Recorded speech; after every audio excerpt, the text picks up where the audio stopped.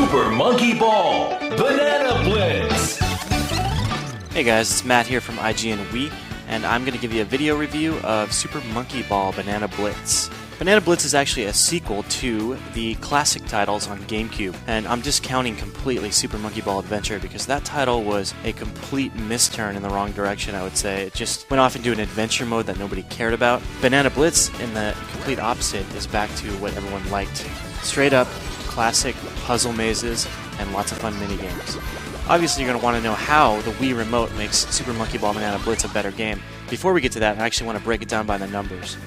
First, you've got a main gameplay mode, which consists of about 8 worlds, plus another 2 unlockable, for a grand total of about 100 levels. Now, this is a pretty good amount of levels, but it's not quite as many as there were in, say, Super Monkey Ball 2, and that's a bit of a disappointment because the levels themselves are so awesome. On top of that, you've got 50 whopping minigames, which is a pretty big number. It's more than there have ever been in a Monkey Ball title before this, and it's clear from the start here that Sega really wanted to just create this as a sort of quasi-party game. Well, there's some good and there's some bad about that. The good is there's about, maybe 20, 25 really good, fun mini-games. And then about half that number is not so good. So you've got some throwaways in there too, and frankly, when I think about it, I really would have preferred that Sega invested more time in the main game, maybe giving us another 100 levels. That would have been awesome, instead of, maximizing some of the mini-games. Still, the main mode is a lot of fun, and actually it's enhanced by the Wii Remote. It now subs for the analog stick. It actually enhances the experience, in my opinion. Before, you used the analog stick to manipulate the world and thus caused the monkeys to roll around. Now you actually tilt the Wii Remote around.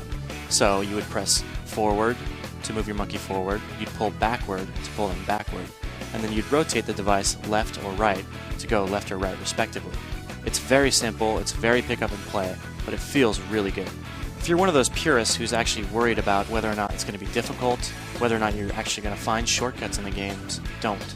The levels are designed in such a way that you can constantly jump ahead, take shortcuts, shave off time, do what you want to do, and that separates the men from the boys.